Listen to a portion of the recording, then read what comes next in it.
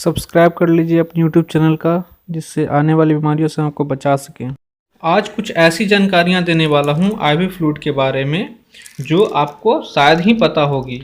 सबसे पहला सवाल ये है कि आईवी फ्लूइड बहुत फास्ट चला जाए तो क्या होगा। दूसरा सवाल ये है कि क्या आईवी फ्लूइड चलाने से पूरे सिस्टम को क्लीन किया जा सकता है। पूरे सिस्टम कहने का मतलब लीवर, किडनी, जितना भी इंटरनल पार्ट्स है उसको क्लीन किया जा सकता है आईवी फ्लूइड चढ़ाने के माध्यम से, या फिर इसका और साइड इफ़ेक्ट क्या क्या है, इस बारे में हम लोग बात करेंगे।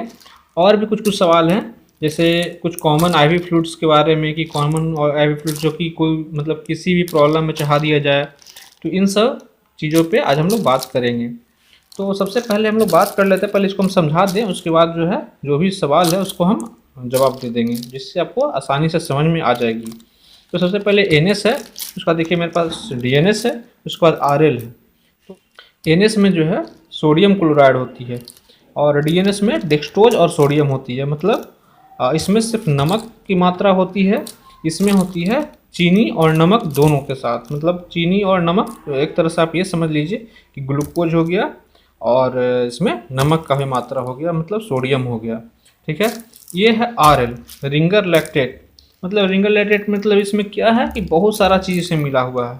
आप यहाँ पे देख सकते हैं सोडियम लैक्टेट है, सोडियम क्लोराइड है, पोटासियम क्लोराइड है, कैल्शियम क्लोराइड है। तो इस सब चीज़ वो मतलब काफ़ी चीज़ों से मिल करके आरएल बनाया जाता है।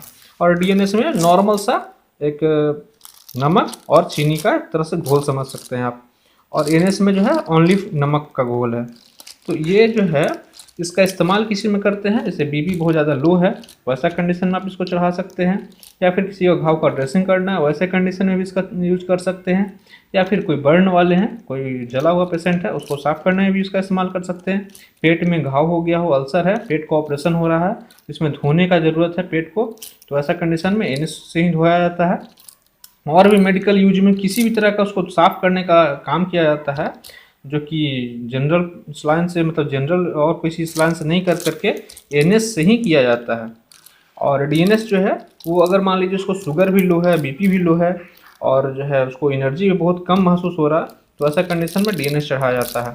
और आरएल जो है, आरएल कुछ कुछ ऐसे कंडीशन में जैसे ऑपरेशन वगैरह में चढ़ाया जाता है, जैसे भोजन वगैरह पूरी तरह से नहीं मिल रहा है, इसलिए बहुत सारा चीज़ उसको नहीं, मतलब भोजन के द्वारा नहीं मिल पा रहा है तो स्लाइन के द्वारा देना होता है, तो उस कंडीशन में आरएल का यूज़ किया जाता है। और भी बहुत सारे जगह पर आरएल का यूज इस्तेमाल किया जाता है। जैसे भी मान लीजिए कि आप जो है एक्सीडेंट वगैरह कर गए हैं, तो ऐसा कंडीशन में बहुत ज़्यादा ब्लड लॉस हो गया है, तो ऐसा कंडीशन में भी आरएल का इस्तेमाल किया जाता है।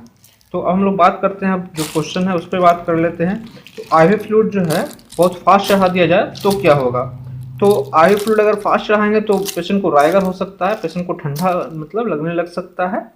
और अगर मान लीजिए कि जितना लिमिट में चढ़ाना है उसी लिमिट में चढ़ाइए, तो डॉक्टर स्टार्ट करते हैं बीपी वगैरह देख करके और हीमोग्लोबिन कितना है सब कुछ देखते हुए, ब्लड, अगर मान लीजिए किसी का एक्सीडेंट हुआ तो ब्लड लॉस कितना तेज़ी से हुआ है या हो रहा है, तो उसी हिसाब से आईवी फ्लूइड चढ़ाया जाता है। दूसरा सवाल ये है कि कॉमन आईवी फ्लूइड कौन सा है। तो कॉमन आईवी फ्लूइड जो है, वैसे तो आप एनएस को मान सकते हैं, कॉमनली यूज किया जाता है, लेकिन बहुत ज़्यादा बीपी बढ़ने पर या फिर किसी और तरह का उनको प्रॉब्लम है, जैसे मान लीजिए कि कुछ ब्रेन से संबंधित प्रॉब्लम है या हार्ट से संबंधित प्रॉब्लम है, वैसे कंडीशन में आप की इसे हम लोग कॉमन एनएस का मतलब कॉमन स्लाइन कर सकते हैं। अब हम लोग आगे बात करते हैं अगला क्वेश्चन के बारे में। तो अगला जो सवाल है कि क्या सिस्टम को क्लीन कर सकती है। तो सिस्टम कहने का मतलब जो है हार्ट, लंग्स, लीवर, यही सब जो पूरा अंदर का जो पार्ट है वो, तो जितना भी टॉक्सिक है उसको कुछ हद तक इन स्लाइन से निकाला जा सकता है, बहुत कुछ तक हद तक क्लीन किया जा सकता है, लेकिन प्रॉपर जो है ट्रीटमेंट करने के बाद ही। और उसके बाद हम लोग अब चलते हैं, ये हुआ तीसरा सवाल।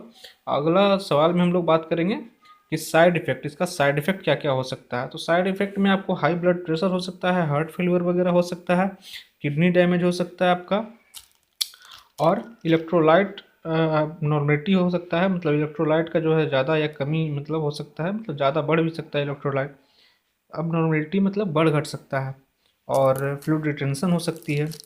तो ये था कुछ सवालों का जवाब जो शायद आपको पता ना हो। तो इस वीडियो के माध्यम से आपको बता दिया। अगर आप हमारे चैनल को सब्सक्राइब नहीं किए तो कीजिएगा, और वीडियो देखने के लिए बहुत बहुत धन्यवाद।